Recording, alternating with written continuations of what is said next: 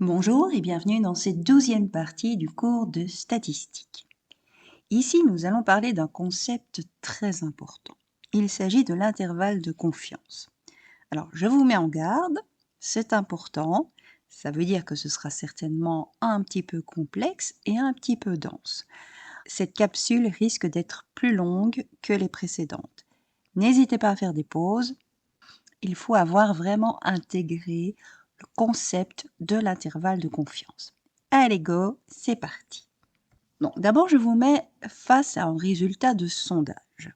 Titre accrocheur, faut-il supprimer les aides sociales pour les familles des émeutiers? Donc, c'est un sondage qui a été commandé par une chaîne d'information privée française qui s'appelle CNews. Vous voyez d'ailleurs que ce qui est relatif à l'échantillonnage est écrit en beaucoup plus petit que le titre accrocheur. Et on vous annonce les résultats. 73% sont favorables à la suppression donc des aides sociales et 27% sont pour les conserver.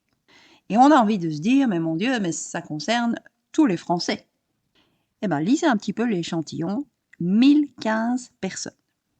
1015 personnes sur la population française qui est d'environ 68 millions de personnes. Ça veut dire que vous êtes à environ 1/1000% de la population française qui a été interrogée. On sait maintenant, on n'en est évidemment, on n'en est pas à la première capsule, donc vous savez qu'il s'agit d'avoir un bon échantillon pour pouvoir extrapoler à la population. On peut déjà s'interroger sur le nombre de personnes qui ont été interrogées dans l'échantillon. 1/1000% de la population, est-ce vraiment sérieux? Bon, mais en plus, la communication des résultats est quelque part scandaleuse. Parce que c'est dans votre échantillon que 73% ont dit oui et 27% ont dit non. C'est-à-dire sur les 1015 personnes interrogées. Est-ce que ça signifie que vous pouvez extrapoler aux 68 millions de personnes qui constituent la population? Rien n'est moins sûr. Eh bien, ce sera l'objectif de l'intervalle de confiance. C'est de dire, à partir de résultats, et notamment de la moyenne par rapport à un échantillon, comment maintenant pouvez-vous extrapoler au niveau de la population en étant plus honnête que ne l'est ce titre et ce résultat accrocheur? Parce que, clairement, on ne peut pas donner un résultat précis pour une population à partir d'un échantillon. On ne peut donner qu'une estimation. Et c'est précisément l'estimation qui va faire ici un lien avec l'intervalle de confiance. Alors, je vous spoil. L'intervalle de confiance, c'est un intervalle au sens mathématique du terme, donc un minimum et un maximum. Et nous allons comprendre pourquoi dans quelques minutes, quelques longues minutes. On vous dit que la moyenne de la population, ça c'est le mu, rappelez-vous les notations, la moyenne de la population doit appartenir à cet intervalle de confiance, devrait appartenir à cet intervalle de confiance, et j'ai envie de dire. Et cet intervalle de confiance, il est basé sur la moyenne x bar de l'échantillon. À partir de la moyenne de l'échantillon, vous enlevez une certaine quantité, je vais y revenir après, vous l'ajoutez pour avoir le maximum. Vous avez alors deux nombres, un petit, un grand. Bon, tout est relatif, évidemment. Et vous situez la moyenne de la population dans cet intervalle. Ce qui veut dire que si on avait mené correctement les choses du point de vue statistique, jamais on n'aurait affirmé que tel pourcentage de la population pense ça. On aurait dit entre tel pourcentage et tel autre. Maintenant, parfois, les deux pourcentages, le minimal et le maximal, peuvent être très éloignés l'un de l'autre. On va essayer de les rapprocher. Mais en tout cas, jamais, jamais, vous n'aurez de réponse précise. Vous n'aurez de réponse par rapport à la moyenne. C'est une estimation. Et l'estimation se passe à travers un intervalle. On va dire que mu a autant de chances d'appartenir à cet intervalle, donc d'être plus grand que le nombre le plus petit et d'être plus petit que le nombre le plus grand. Bon, ce sera plus clair d'ici quelques instants, en tout cas je l'espère. Vous voyez que à partir de la moyenne d'échantillons, x bar, on a enlevé ou ajouté 1,96 fois quelque chose. Et ce quelque chose, sigma x bar, Snoopy nous le dit, lui qui est un grand sage, c'est un écart-type. Et un écart-type d'une distribution de données bien spécifique, à savoir celle des moyennes. Je vous ai dit, c'est du grand spoil. Pour le moment, vous ne pouvez pas comprendre d'où ça vient et à quoi ça fait référence. On va y venir, c'est justement l'objectif de cette capsule-là. Je veux simplement que vous compreniez pour le moment que jamais vous ne fixerez la moyenne de la population. Vous allez donner une valeur minimale et une valeur maximale. Et entre les deux, c'est l'intervalle de confiance.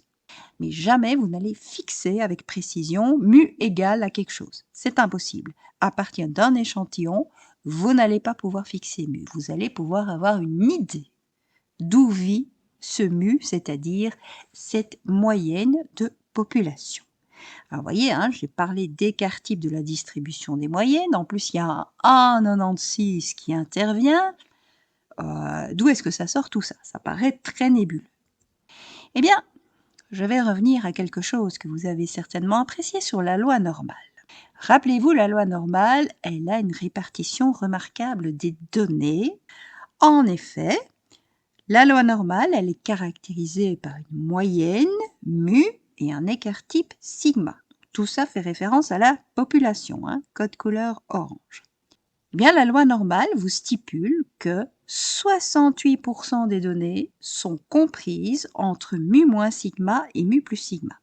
95% des données sont comprises entre mu moins 2 sigma et mu plus 2 sigma. Et enfin, 99% des données, c'est même un petit peu plus, sont comprises entre mu moins 3 sigma et mu plus 3 sigma.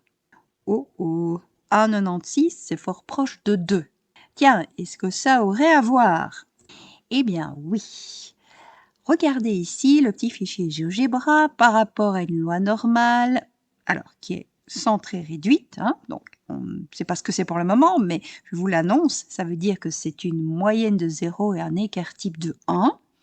La probabilité que x soit compris entre moins 1,96 et plus 1,96 est de 95%.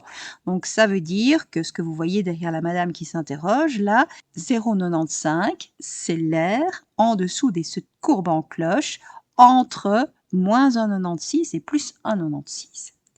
Eh bien, ça vous explique déjà le 1,96. Je vais travailler à 95% de certitude. On a l'habitude, on l'a déjà fait quelques fois. C'est la raison d'être du 1,96 dans l'intervalle de confiance. Nous travaillons à 95% de certitude. Qu'est-ce que ça veut dire? Ça veut dire que dans 19 échantillons sur 20, votre résultat sera correct. Il y aura un échantillon sur 20, vous allez avoir plus de suspicion. Alors, mais je vous parle de la loi normale. Hein, parce que ce que j'ai été rechercher là, le 1,96 fait très clairement référence à la loi normale. Pourquoi est-ce que je parle de la loi normale? On va le voir. Pourquoi également vous ai-je parlé des distributions des moyennes? Tout ça est nébuleux et c'est ce qu'on va éclaircir. Pour le moment, je n'ai fait qu'une chose. C'est-à-dire que je vous ai précisé qu'on ne pouvait pas connaître la moyenne de la population. On sait qu'elle n'est pas très éloignée de la moyenne d'échantillons. En tout cas, on l'espère, qu'elle s'en rapproche. On sait qu'on va pouvoir fixer un intervalle qui va donner le domaine de vie de votre moyenne de population et que dans cet intervalle, vous avez l'apparition d'un 1,96, avec plus et moins d'ailleurs. Bon, ça, c'est parce que je travaille à 95% de certitude. Et je viens de vous l'expliquer, ça veut dire que dans 19 échantillons sur 20, vos résultats seront valables. Alors maintenant, on va essayer de comprendre pourquoi je parle de la loi normale et pourquoi j'ai parlé de la distribution des moyennes. Eh bien, rappelez-vous. Alors ça, bon, ça date déjà d'il y a un petit temps, hein, mais j'espère que ce sera frais dans votre esprit, sinon je vous renvoie à la capsule correspondante. J'avais pris une population tout à fait fantasque, en prenant 10 tailles. J'avais interrogé, c'était ma population, 10 personnes, et j'avais mesuré leur taille. Donc les voilà dans l'ordre, hein, donc 168,19 cm, etc. Vous avez l'ensemble des 10 réponses. Ça, c'est ma population, code orange. Maintenant, de cette population, je vais tirer des échantillons. Par exemple, je vais prendre un échantillon constitué ici de 3 personnes sur 10, hein, en sélectionnant au hasard, évidemment, c'est ce que je dois faire toujours pour un échantillon. Je vais sélectionner au hasard 3 personnes sur les 10 et le hasard faisant ces choses-là, j'ai tiré au sort la personne numéro 1, la personne numéro 3 et la personne numéro 7. Donc, j'ai 3 tailles à ma disposition. Rien ne m'empêche évidemment de calculer la moyenne de cet échantillon. Moyenne X bar, je vous le rappelle. Donc dans ce cas-là, je vais additionner les 3 tailles, 168,19 plus 179,95 plus 168,40. Et le total, je vais le diviser par 3 puisqu'il y aura 3 tailles. Ça me donnera une moyenne. Oui, mais je sais que je perds forcément de la précision en prenant un échantillon à partir d'une population. Et pour quelque part diminuer cette imprécision, je n'ai qu'une chose à faire, c'est de multiplier le nombre d'échantillons. Donc là, je vous rappelle, hein, si vous jouez 10 fois à pile ou à face, la théorie, donc la population, vous prédit 5 piles, 5 faces.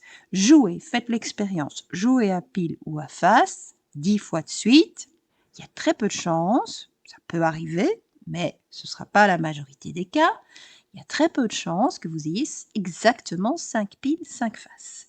Il y aura des échantillons où vous aurez 4 piles, 6 faces, des échantillons où ce sera le contraire, des échantillons où il y aura peut-être que 2 piles et 8 faces, on ne sait jamais, ils sont moins nombreux, mais ils existent quand même.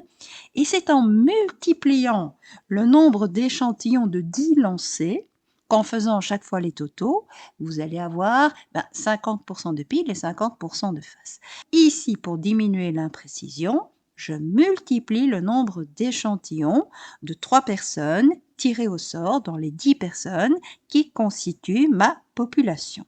Et je vais le faire, par exemple, 15 fois. Donc ici, j'ai sélectionné 15 échantillons de 3 personnes. Et chaque fois, j'ai obtenu une moyenne. Je vais comparer ici la moyenne des moyennes d'échantillons. Donc j'ai 15 échantillons, ce qui veut dire que j'ai 15 moyennes. Hein, comme j'ai calculé dans le premier échantillon en faisant 168,19 plus 179,95 plus 168,40 et le tout divisé par 3, je vais faire ça chaque fois que je vais tirer 3 personnes au sort. Donc si dans mon deuxième échantillon, j'ai tiré 2, 6 et 8, je vais faire 165,31 plus 173,92 plus 171,79 et le tout divisé par 3. Et je vais faire ça 15 fois de suite. Donc j'aurai 15 moyennes. Mais 15 moyennes, c'est 15 nombres. Et donc, je peux comprendre que c'est également une distribution. Eh bien, c'est ça qu'on appelle la distribution des moyennes. Et à partir d'une distribution, donc d'un ensemble de 15 valeurs, je peux calculer la moyenne et l'écart type.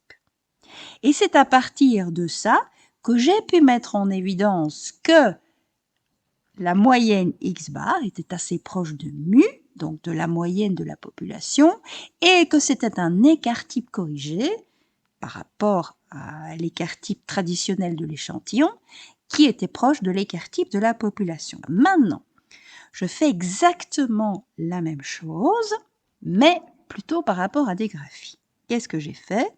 Je prends ici, code couleur orange, ça veut dire que c'est ma population. Je prends ici une loi normale au départ, une distribution normale au départ, qui est constituée d'1 million de données. Imaginez que ce soit 1 million de tailles, par exemple. j'ai pris 1 million de personnes, j'ai mesuré leur taille, ou en tout cas je leur ai demandé, et j'ai 1 million de données. C'est une distribution normale. Hein, la taille, on sait bien que ça suit une loi normale. Et ici, bon, ça c'est moi qui l'ai demandé, les paramètres de ma distribution normale sont d'avoir une moyenne mu de 175 cm et un écart type sigma de 6 cm. J'ai demandé à RStudio de me donner le graphique en histogramme de cette distribution normale et vous le voyez, c'est une bonne distribution normale. Vous voyez que les valeurs centrales ici sont nettement plus probables. Hein. Regardez, entre 1,70 m et 1,80 m, ça concerne une majorité de personnes. Et puis, les personnes qui mesurent entre 1,65 m et 1,70 m ou entre 1,80 m et 1,85 m sont quand même nettement moins nombreuses, mais en tout cas, il y a une symétrie parfaite. Et puis, vous avez là les petites tailles, hein, entre 1,55 m et 1,60 m, qui sont nettement moins probables, comme de mesurer au-delà d'1,90 m, c'est nettement moins probable aussi. Donc, c'est une bonne loi normale, on n'a aucun souci avec ça. Maintenant, hors de cette population, 1 million de données, donc je vais tirer les échantillons. Échantillons de 10 tailles, donc 10 par rapport à 1 million. Mais je multiplie le nombre d'échantillons, comme je l'ai fait précédemment, pour pouvoir diminuer l'imprécision sur mes échantillons. Petite digression, je vous rassure, on ne fait pas ça dans les exercices. Hein. Moi, c'est vraiment par rapport à la théorie où je vais vous mettre en évidence certains résultats. Donc, c'est uniquement pour ça que je multiplie le nombre d'échantillons. Mais dans la vraie vie, on se contente d'un seul échantillon. Donc, je prends des échantillons de 10 personnes, 10 tailles, et je multiplie le nombre d'échantillons pour en avoir 1000.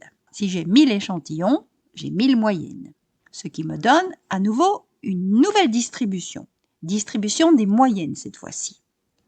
Donc, j'ai 1000 données, 1000 moyennes, et je demande à RStudio de me tracer le graphique de ces 1000 moyennes. Et regardez, c'est en vert. Code couleur, échantillon vert. Eh bien, vous voyez que ça tend vers une loi normale. Et oui, parce que regardez ici, alors ça tend, ce n'est pas parfaitement symétrique, mais malgré tout, on voit que ce sont les valeurs centrales qui sont les plus probables, les valeurs extrêmes étant les moins probables, qu'il y a une symétrie qui se dégage malgré tout. Alors, elle n'est pas parfaite, mais ça tend quand même vers une symétrie. Oh, donc ça veut dire quand même que si je pars d'une population qui suit la loi normale, que je considère la distribution des moyennes d'échantillons, eh bien cette distribution suit une loi normale également. Est-ce que ça va se confirmer? Eh bien pour ça, je vais prendre un autre exemple. Et je vais prendre cette fois-ci l'exemple d'une loi de Poisson au départ. Donc toujours 1 million de données dans ma population. Ça concerne d'ailleurs des accidents. Voilà, donc il vaut mieux que ce ne soit pas ici une loi normale. Donc j'étudie les accidents de la route. Et évidemment, ça va signaler que les valeurs petites sont les plus probables et que les valeurs grandes, on espère pour les conducteurs, sont les plus improbables. Là aussi, j'ai pas fait ici de sondage forcément puisqu'il s'agit d'une population. J'ai vraiment installé dans RStudio les paramètres ici de ma distribution. Donc ma distribution de Poisson, elle a une moyenne de 3 et un écart type de 1,73. Bon, simplement. Ok, je sélectionne alors des échantillons de taille 10. Et je vais multiplier le nombre d'échantillons à nouveau pour diminuer l'imprécision, imprécision qui est inévitable puisque je passe d'1 million de personnes à 10 personnes. Je multiplie le nombre d'échantillons, j'en ai 1000. Je peux pour chaque échantillon calculer la moyenne, ce qui veut dire que j'ai 1000 moyennes. Et là, je demande à RStudio de calculer, de mettre en évidence l'histogramme de ces 1000 moyennes. Regardez ça. C'est à nouveau une loi normale. Et ça, c'est beaucoup plus surprenant. Donc, à partir d'une loi normale de population, j'avais la distribution des moyennes qui suivait une loi normale. À partir d'une loi de Poisson de population, j'ai également et c'est bien plus surprenant, une loi normale pour ma distribution des moyennes. Regardez l'histogramme vert, hein. Ça tend vers une loi normale, très manifestement. Vous avez les valeurs centrales qui sont plus probables, les valeurs extrêmes qui sont plus improbables. Vous avez une symétrie qui s'installe gentiment. C'est pas une symétrie parfaite, mais ça tend vers. Ah, mais donc, ça veut dire que, quelle que soit la distribution de la population de départ, donc la distribution des moyennes, est automatiquement normale. Eh bien, oui. Alors, je vous le montre ici sur 2 exemples, hein, pour essayer de vous en convaincre. Clairement, ce n'est pas une démonstration. Il y a des gens plus intelligents que nous qui en ont fait la démonstration. C'est d'ailleurs un théorème qui porte un doux nom, hein. C'est le théorème central-limite. C'est comme ça qu'on l'appelle, ou TCL. C'est encore plus facile, TCL. Eh bien, on peut montrer effectivement qu'à partir d'une population, quelle que soit la distribution suivie par cette population, quand vous prélevez des échantillons, que vous en prélevez beaucoup, eh bien vous allez avoir une distribution des moyennes qui va automatiquement être normale. Ah, mais ça c'est bon ça, parce que la distribution normale, on la connaît bien. Et c'est aussi en fait pour ça que j'ai beaucoup insisté sur la loi normale, parce que non seulement elle concerne en premier chef pas mal de phénomènes donc, qui sont relatifs à la population, si j'étudie la taille des personnes, si j'étudie le poids des personnes, si j'étudie le poids des betteraves, si j'étudie le quotient intellectuel, enfin, donc tout ça c'est typique de la loi normale, mais en plus, même les populations qui ne suivent pas une loi normale ont une distribution des moyennes qui suit la loi normale. La loi normale, on sait qu'elle a 2 paramètres, elle a une moyenne et elle a un écart-type. Est-ce qu'on peut avoir une idée de ce que valent la moyenne et l'écart-type de cette distribution des moyennes? Je reprends mon exemple numéro 1. Donc, j'avais 1 million de personnes dans ma population. La moyenne mu de ma population était de 175 cm. L'écart-type de ma population était de 6 cm. C'était les données que j'avais installées, arbitrairement certes, mais que j'avais installées au départ. Maintenant, je vais aller vers mes 1000 échantillons et mes 1000 moyennes. Si je prends 1000 échantillons de 10 personnes et que je calcule la moyenne des moyennes, donc j'ai 1000 moyennes, puisque j'ai 1000 échantillons, je calcule la moyenne de ces 1000 moyennes-là. J'ai demandé à RStudio de faire le calcul. Vous pouvez évidemment vous en inspirer pour confirmer. Voilà le résultat. La moyenne de ces 1000 moyennes est de 174,979. Si je monte à des échantillons de 50 personnes, 1000 échantillons de 50 personnes, ma moyenne n'est pas tellement modifiée puisque j'arrive à 175,064. Et si je monte encore un petit peu plus en prenant 1000 échantillons de 100 personnes, j'arrive alors à la moyenne des 1000 moyennes qui vaut 175,012. Regardez ici les 3 moyennes en vert. Manifestement, je tourne autour de la moyenne mu. 175, on est vraiment à des riens du tout là qui diffèrent par rapport à la moyenne mu. Ce qui veut dire que pour mes échantillons, qui seraient cette fois-ci de taille n, sans préciser que ce soit 10, 50 ou 100 personnes, eh bien je peux dire que la moyenne de mes échantillons, donc la moyenne des moyennes d'échantillons, finalement, c'est excessivement proche de mu. Passons à l'écart-type maintenant. J'ai mes 1000 échantillons et je peux calculer tout simplement l'écart-type moyen. Alors, si j'ai des échantillons de 10 personnes, je vais obtenir 1,826. Bam! Signaux d'alerte. Parce que 1,826, c'est quand même très éloigné de l'écart-type de la population qui est de 6. Bon, c'est peut-être parce que j'ai des échantillons de 10 personnes. Donc, je me dis, allez, on va monter à 50 personnes. Catastrophe, ça s'éloigne encore plus de l'écart-type sigma. j'ai maintenant un écart type de 0,838. Et si je monte à 100 personnes dans mes échantillons, c'est encore pire, j'ai 0,569. Pour les 3 types d'échantillonnage, avec 10, 50 ou 100 personnes, je suis chaque fois très éloigné de l'écart type sigma de la population. Mais mieux que ça, plus la taille de mon échantillon est grande et plus je m'éloigne de l'écart type sigma. Ah, bon. Alors, il va falloir que j'essaye de trouver une relation entre sigma x bar et sigma. Ce qui veut dire que puisque mon sigma x bar diminue de plus en plus avec l'augmentation de n, manifestement, je vais devoir mettre du n au dénominateur. Mais c'est un petit peu plus compliqué que ça, et je vous demande de le vérifier à la calculette si vous le souhaitez. En fait, ce sera une racine carrée de n qui va être au dénominateur. Regardez d'ailleurs le dernier, 0,569, c'est environ, je vais arrondir, 0,6. Et 0,6, ce n'est jamais que 6 divisé par 10.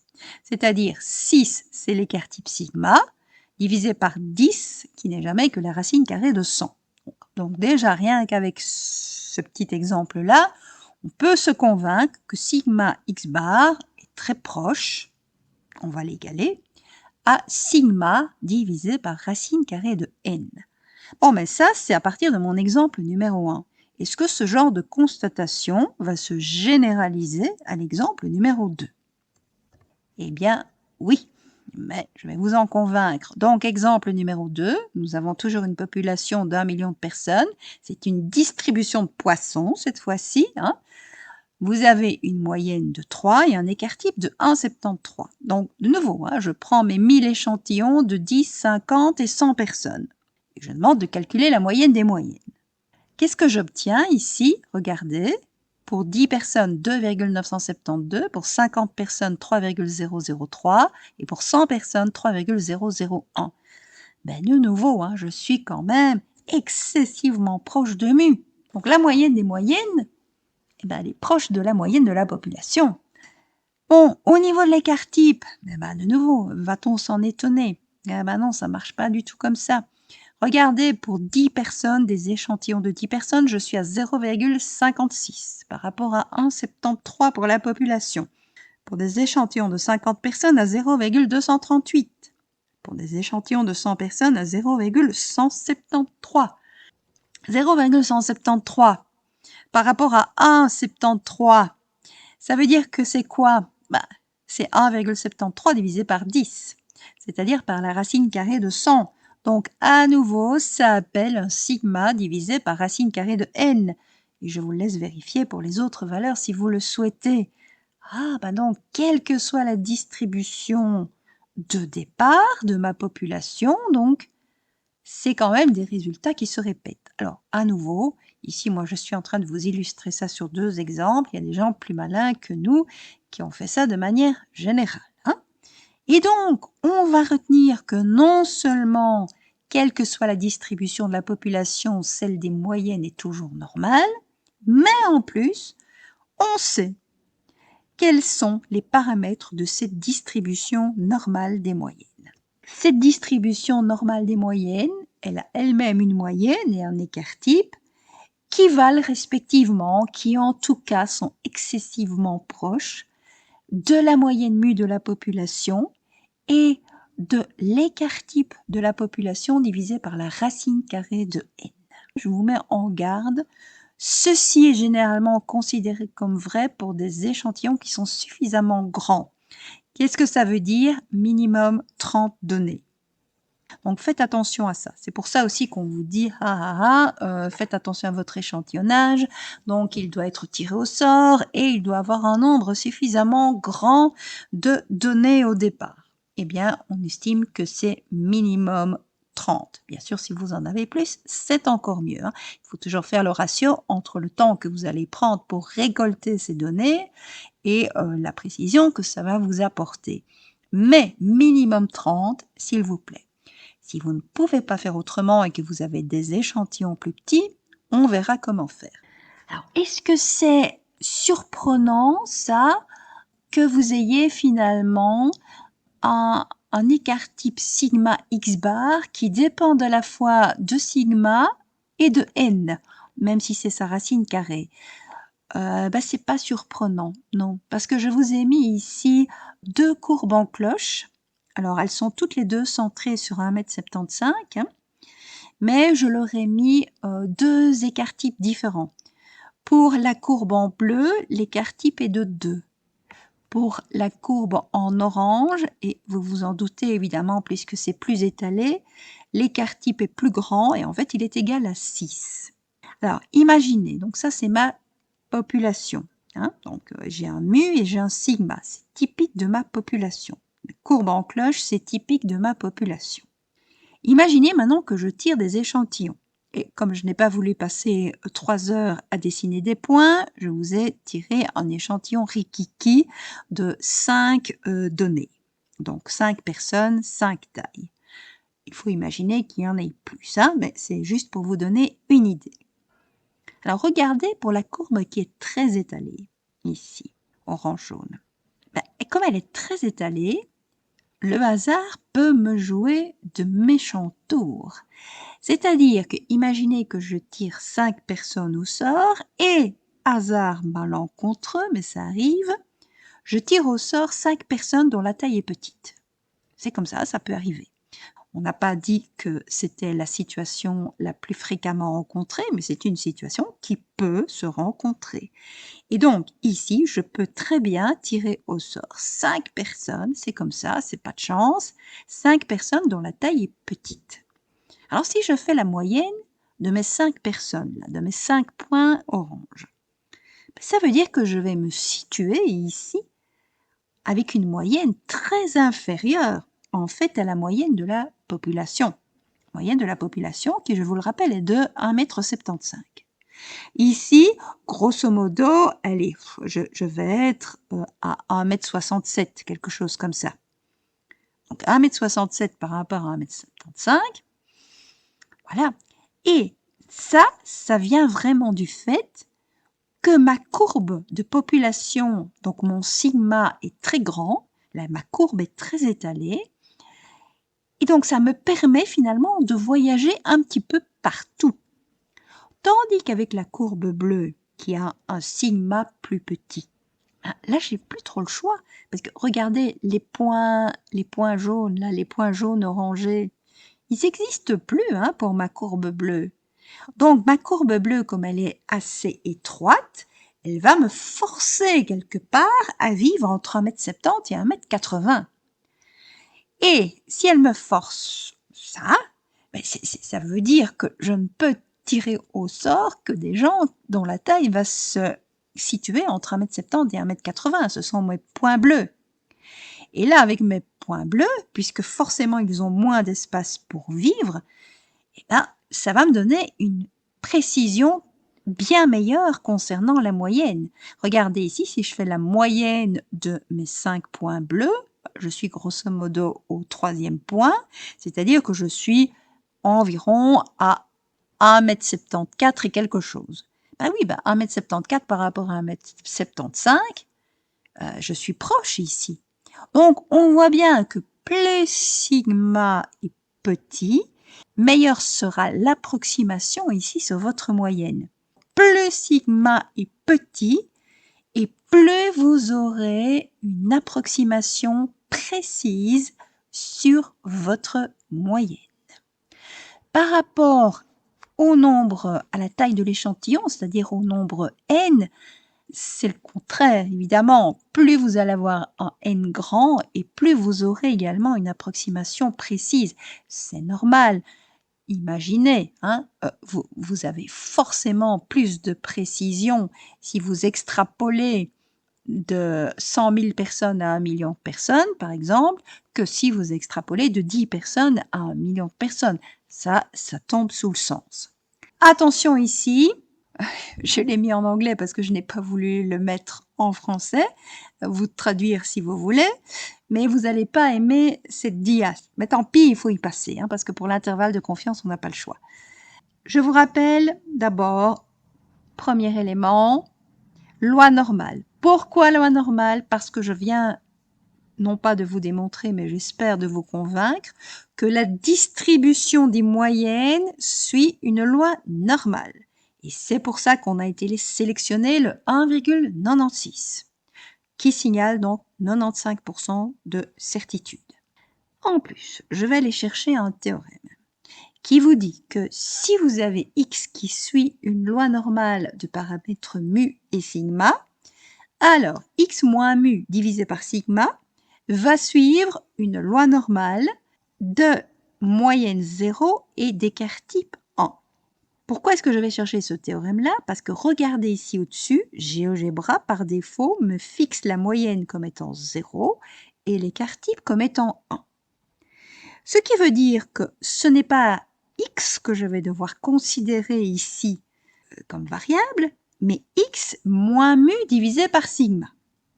Je vous ai dit, c'est une distribution des moyennes ici, ce qui veut dire que mon x n'est rien d'autre que la moyenne x bar. Et donc ici, je vais prendre ceci. Donc, je vais avoir 95% de certitude, c'est-à-dire que je dois coincer ici ma variable entre moins 1,96 et plus 1,96. Mais comme je suis la loi normale de moyenne 0 et d'écart type 1, ce sera ma variable, donc x bar, moins sa moyenne, donc mu de x bar, divisé par son écart type, donc sigma de x bar. Je suis tout simplement mon théorème. Hein, d'accord? Pour pouvoir utiliser la loi normale de moyenne 0 et d'écart type 1, et donc coincer ici entre moins 1,96 et plus 1,96 pour avoir 95% de certitude. Bon, maintenant, à partir de cette double inéquation, je vais faire un petit peu d'algèbre. D'abord, comment?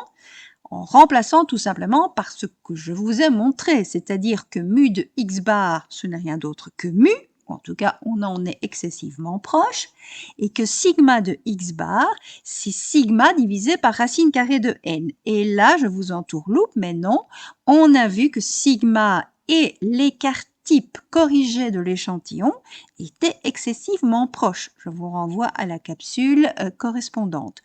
Donc, au lieu de mettre sigma divisé par racine carrée de n, je mets écart type corrigé de l'échantillon, SC, divisé par racine carrée de n.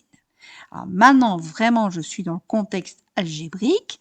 Je vais, puisque j'ai un dénominateur qui ne me plaît pas du tout, là, SC divisé par racine carrée de n, je vais multiplier les trois membres de cette double inéquation par SC divisé par racine carrée de n. Et donc, j'obtiens ceci. Alors, je n'ai pas modifié ici l'essence des inégalités parce que SC sur racine carrée de n est un nombre positif. L'écart type, il est positif et la racine carrée de n, elle est positive aussi. Hein. Maintenant, que vais-je faire ensuite? Je change tous les signes. Donc, c'est-à-dire que je multiplie par moins 1.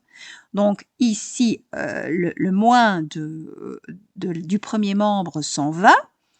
Le plus du dernier membre devient un moins. Et entre les deux, vous avez x bar moins mu qui devient moins x bar plus mu. Donc, je change tous les signes.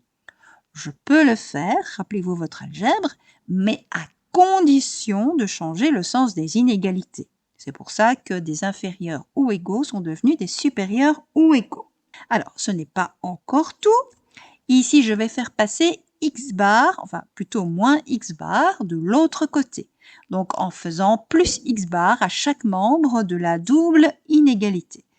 Donc ici, je vais avoir x bar plus 1,96 SC sur racine carrée de n, supérieur ou égal à mu, qui lui-même est supérieur ou égal à x bar moins 1,96 fois SC divisé par racine carrée de n. Et bien regardez, on a coincé la moyenne de la population entre un nombre petit qui est x bar moins 1,96 fois SC sur racine carrée de n, et un nombre plus grand qui est x bar plus 1,96 fois SC sur racine carrée de n. Bingo, c'est mon intervalle de confiance. Le spoil que je vous annonçais, il est fixé maintenant. Connaissant un échantillon, donc cette fois-ci un seul échantillon. Je me suis baladée avec pas mal d'échantillons, 1000 pour être précise, pour vous convaincre du bien fondé de cette formule. Mais maintenant que c'est fait, basta, on considérera un seul échantillon. Donc à partir d'un seul échantillon, je vais pouvoir, à partir de sa moyenne arithmétique x bar, de son écart type corrigé, SC, et de sa taille prise en racine carrée, donc racine carrée de n, je vais pouvoir donner une idée précise de la moyenne de la population. Et je vous ai dit, c'est à 95% de certitude, ce qui veut dire que 19 échantillons sur 20 vont vraiment voir une moyenne de la population qui va appartenir à cet intervalle de confiance. Si vous voulez augmenter votre degré de certitude, c'est possible aussi. Vous changez tout simplement le 1,96. Donc, le changer en quoi? Allez voir sur un fichier GeoGebra et demandez non pas d'avoir 95% en tant que résultat de probabilité, mais 99% par exemple.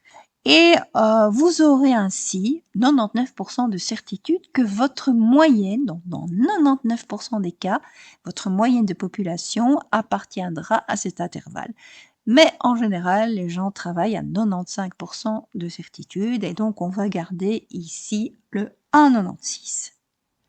Alors tout de suite, une petite application parce que ça va vous montrer à quel point c'est puissant en fait. Et désolé pour nos amis boulangers s'ils nous écoutent, ça pourrait être pour absolument n'importe quoi. Donc ici, je vais faire une application concernant une boulangerie. Mais réellement, c'est à partir du moment où on vous annonce un poids indiqué d'une marchandise que vous allez pouvoir dire si oui ou non on essaye de vous arnaquer. Donc, si vous recevez une cargaison de betteraves, je ne sais pas moi, et on vous indique par exemple un poids moyen de, si vous avez ici 5 tonnes de betteraves qui sont déchargées, ça va être difficile de les peser chacune, ça va vous prendre en tout cas énormément de temps. Tandis qu'à partir d'un bête échantillon, 30 betteraves par exemple, vous allez pouvoir mesurer le poids la masse de ces 30 betteraves-là, avoir la moyenne d'échantillon, l'écart type d'échantillon et la taille 30 d'échantillon, et vous allez tout simplement voir s'il y a une chance que oui ou non ce qu'on vous a annoncé est vrai. Donc ici, de quoi s'agit-il? On nous vend des pains et on vous annonce, regardez les sachets, que les pains ont une masse de 800 grammes. Très bien. Est-ce que c'est vrai ou est-ce que c'est pas vrai? Parce que c'est pas facile. Vous avez beau être le plus scrupuleux possible, est-ce que vous allez tomber exactement sur 800 grammes? Parce que vous allez devoir mettre de la farine, de l'eau. Tout ça, bien sûr, est mesuré avec une certaine précision. Mais malgré tout, d'un pain à l'autre, ça peut impliquer une certaine différence. Et d'autant plus si vous avez affaire à un commerçant qui n'est pas scrupuleux, c'est-à-dire qui va mettre moins de farine, moins d'ingrédients en général, surtout ceux qui coûtent cher. Et tant pis pour vous, vous allez avoir un pain qui n'aura peut-être pas exactement 800 grammes, mais peut-être 750. Bon, vous, réellement, à la main, quand vous l'achetez, ça va être difficile de faire la différence. Et peu de personnes se baladent en boulangerie avec une balance. Comment pouvez-vous être sûr que vos pains ont une chance, ici, de peser 800 grammes? Je vais prendre un échantillon de 100 pains. Vous voyez, je vous ai demandé un échantillon de minimum 30. Ici, j'en prends 100. Et ces 100 pains, je vais mesurer leur masse. D'accord? Et je vois, c'est une distribution de 100 données. J'ai 100 masses ici à ma disposition. Je peux calculer la moyenne et l'écart type. Et je vois que la moyenne est de 780 grammes avec un écart type de 80 grammes. Donc ça, c'est pas compliqué. Vous le savez le faire depuis le début du cours de ces statistiques. Vous avez 100 masses à votre disposition, que ce soit à travers Excel ou à travers RStudio. Il y a moyen de demander immédiatement la moyenne et l'écart type. Et voilà les résultats. 780 grammes pour la moyenne et écart type 80 grammes. Alors, la moyenne, elle est inférieure à 800 grammes. Mais ça ne veut pas dire forcément que votre boulanger est malhonnête. Peut-être que vous avez sélectionné, avec une main malheureuse, les plus petits pains. peut-être que finalement, il y avait des gros pains qui vous attendaient, que vous n'avez pas sélectionnés et qui auraient compensé pour avoir pour l'ensemble de la population une moyenne effectivement compatible avec les 800 grammes annoncés. Eh bien, justement, on va voir si c'est compatible ici avec les 800 grammes de moyenne annoncée pour l'ensemble de tous les pains. On va faire appel, bien sûr, à l'intervalle de confiance ici. La moyenne, la masse moyenne de tous les pains appartient à cet intervalle de confiance, qui donc est basé sur la connaissance de votre échantillon de 100 pains. Ici, n vaut 100, x bar vaut 780, et SC, c'est l'écart type corrigé évidemment ici, SC vaut 80. Installez ça tout simplement, prenez une calculette, faites 780 moins 1,96 fois 80 divisé par 10, faites 780 plus 1,96 fois 80 divisé par 10, et vous allez avoir votre intervalle de confiance qui est, pour la plus petite valeur, 764, j'arrondis, et pour la plus grande valeur, 796. Ça veut dire que, avec 95% de certitude, votre moyenne de tous les pains, on ne parle plus de l'échantillon des 100 pains, maintenant on parle de tous les pains qui ont été produits par ce boulanger, la moyenne se situe entre 764 et 796 grammes. Si la moyenne est déjà inférieure à 800, c'est pas bon, c'est pas bon du tout maintenant. Bon, alors voilà, c'est l'intervalle de confiance qui nous dit ça, mais pour le moment, notre première impression n'est déjà pas en faveur de l'honnêteté du boulanger en question. Alors, on va confirmer ou infirmer. Donc, voilà mon intervalle de confiance. Ici, alors, déjà, je vous montre autre chose avant de confirmer ou d'infirmer. Vous voyez que la longueur de l'intervalle de confiance, alors c'est quoi? C'est tout simplement la différence entre le plus grand nombre et le plus petit. Donc, je fais 795,68 moins 764,32 et j'obtiens 31,36. Ça, c'est ma longueur de l'intervalle. Donc, j'ai quand même ici 31 grammes de jeu. Il y a 31 grammes entre la plus petite masse et la plus grande masse possible pour la moyenne.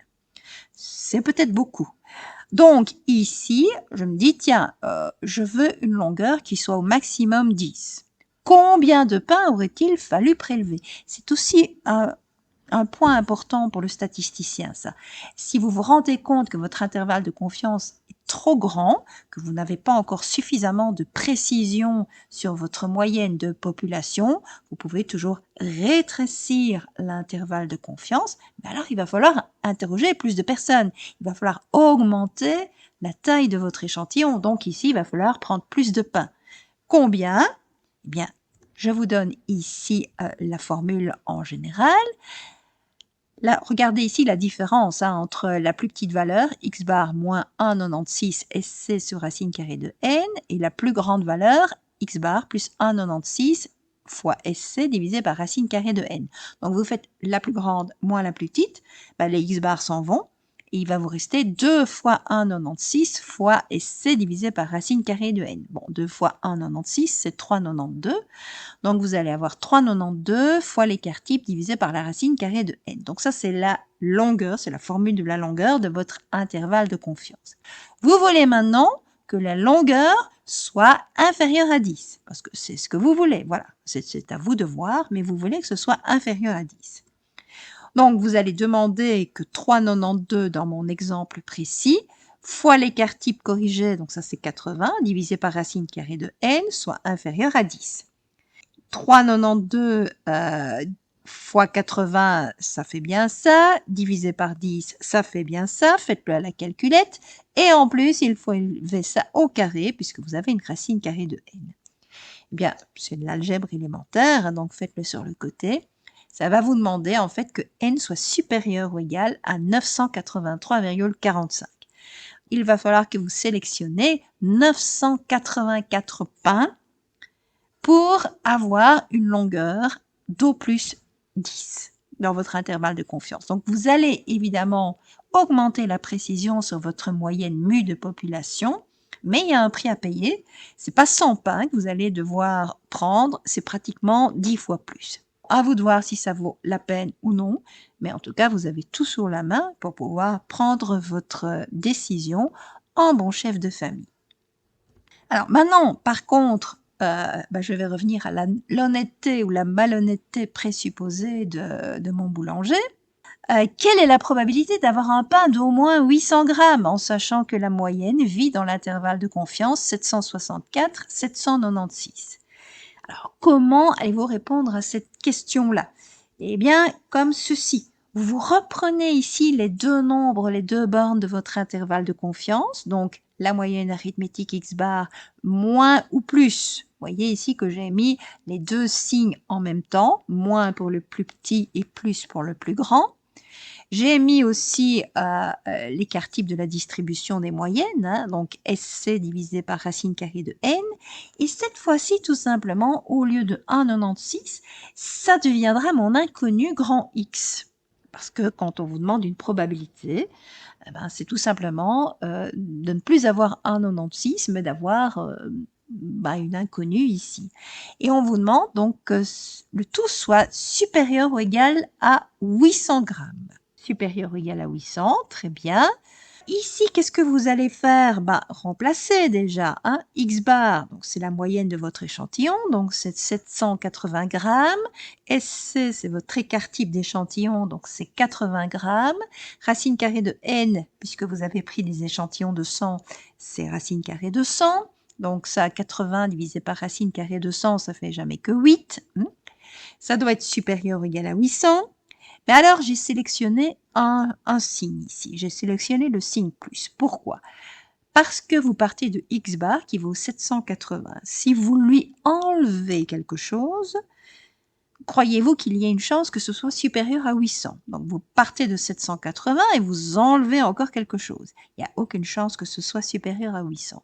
Donc ici, on doit ajouter quelque chose à 780 pour avoir une chance que ce soit supérieur à 800. Donc finalement, on a 780 plus 8x qui doit être supérieur à 800. Je fais passer le 780 de l'autre côté, il devient moins 780. Vous avez donc 800 moins 780, donc ça donne 20. 8x doit être supérieur à 20, ce qui veut dire que x doit être supérieur à 2,5. Quelle est la probabilité, dans une loi normale, que x soit supérieur à 2,5? Je fais appel à GeoGebra.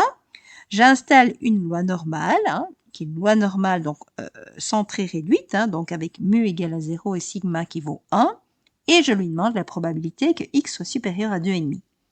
Et là, il me donne, vous voyez, 0,6%. Ce qui veut dire que il y a 0,6% de chance d'avoir un pain qui pèse au moins 800 grammes. Autrement dit, sur 1000 pains, vous n'en aurez que 6 qui pèsent plus de 800 grammes. Autrement dit, il y a 994 pains qui pèseront moins.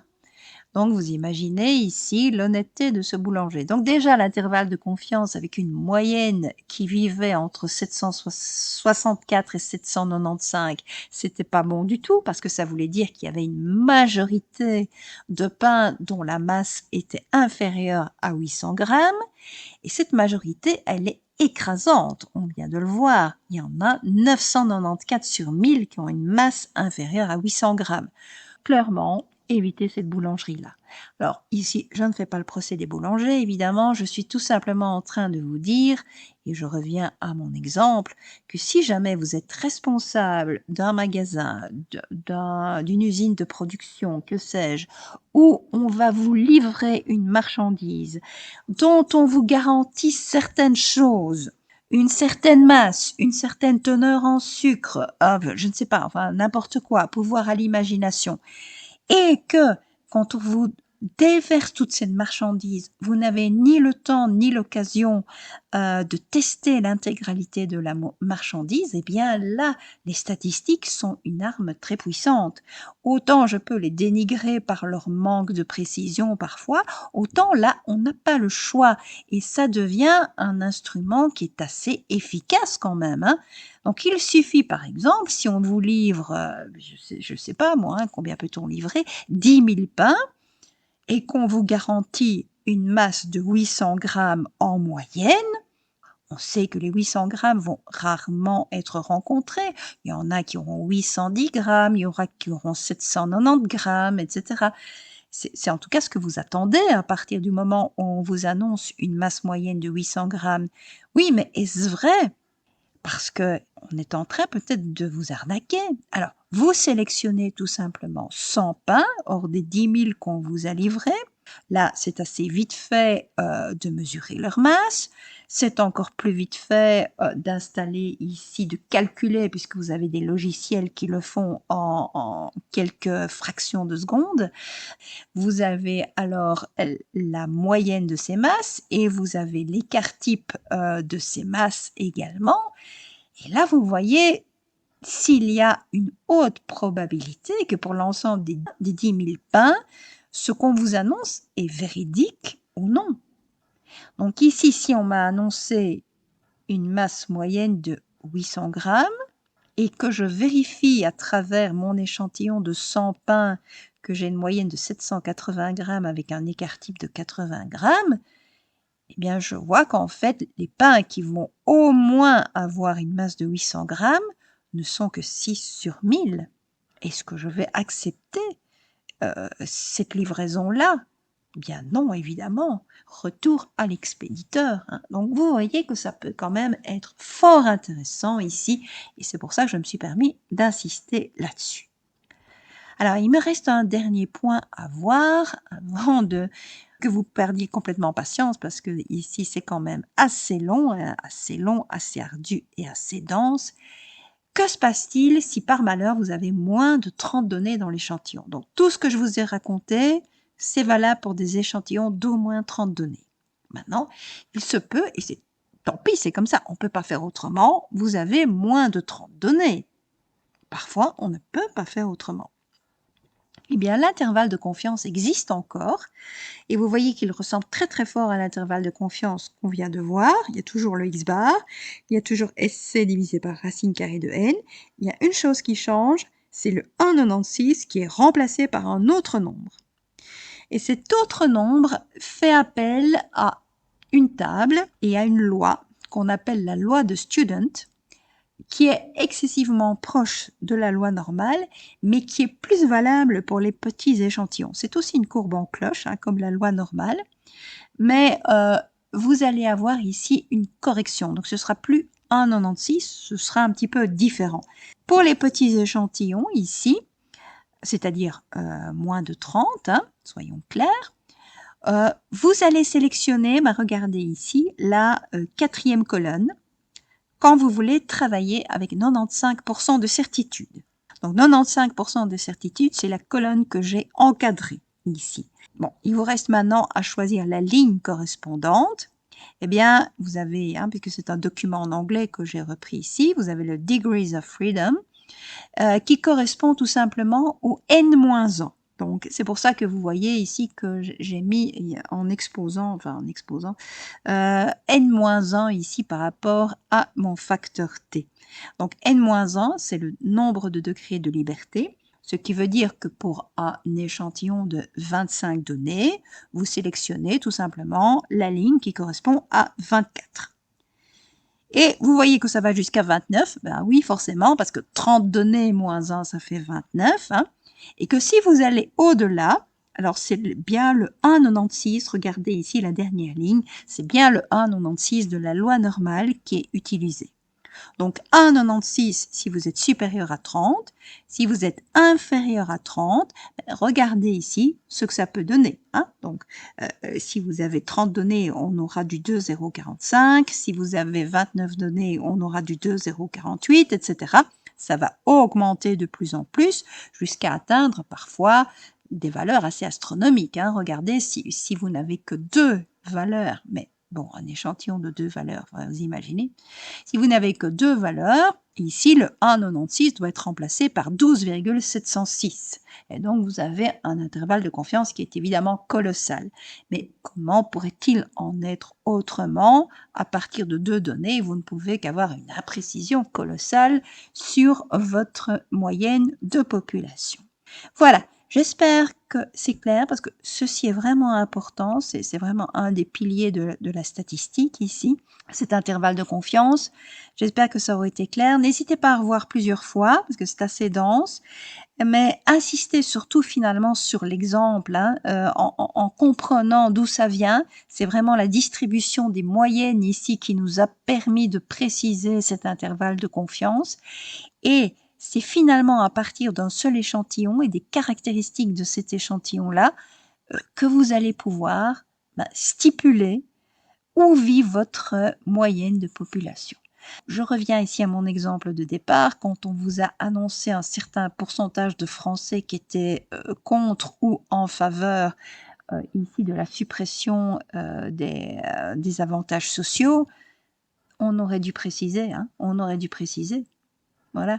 Quelle était la moyenne de l'échantillon? On ne sait pas. Probablement que ce sont les nombres annoncés en grand. Quel est l'écart type corrigé de cet échantillon? La taille, bon ça on le savait, hein, c'était environ 1 millier de personnes. Et alors on aurait dû dire entre tel pourcentage et tel pourcentage de Français pensent que. Donc à partir du moment où on vous donne un seul pourcentage, ayez un petit peu tous vos sens en alerte, c'est-à-dire qu'on n'est pas en train de vous donner ici un résultat qui soit statistiquement satisfaisant. On devrait vous dire entre tel et tel pourcentage de personnes pensent que. Le Belge moyen gagne entre tel salaire et tel autre. On ne sait pas vous donner une réponse précise concernant la population. On ne sait vous donner qu'un intervalle de confiance et vous avez la possibilité de calculer cet intervalle de confiance rien qu'à partir des données de l'échantillon. C'est ça qui est super. Et si cet intervalle de confiance vous paraît trop peu précis, augmentez tout simplement la taille de votre échantillon. Et je voulais montrer ici sur l'exemple du boulanger, vous pouvez savoir comment augmenter la taille de votre échantillon en fonction de l'intervalle de confiance que vous désirez. Voilà, je vous remercie beaucoup pour votre attention et votre patience ici parce que c'était assez long. Heureusement, ce qui nous attend maintenant pour clôturer le cours est un petit peu plus léger et donc je vous donne rendez-vous pour les dernières capsules. Encore merci.